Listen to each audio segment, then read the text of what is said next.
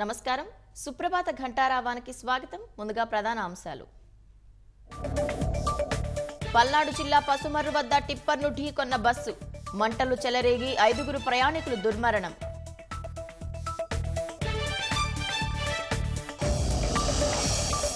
రాష్ట్రంలో 81.17% పోలింగ్, గత ఎన్నికలతో పోలిస్తే 1.60% పెరిగినట్లు ఈసీ వెల్లడి.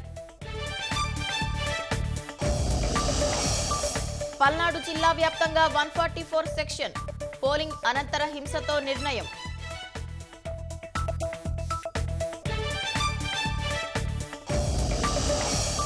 వైకాపా దాడులతో యుద్ధ భూమిని తలపించిన తాడిపత్రి, పెద్దారెడ్డిని రహస్య ప్రాంతానికి తరలించిన పోలీసులు.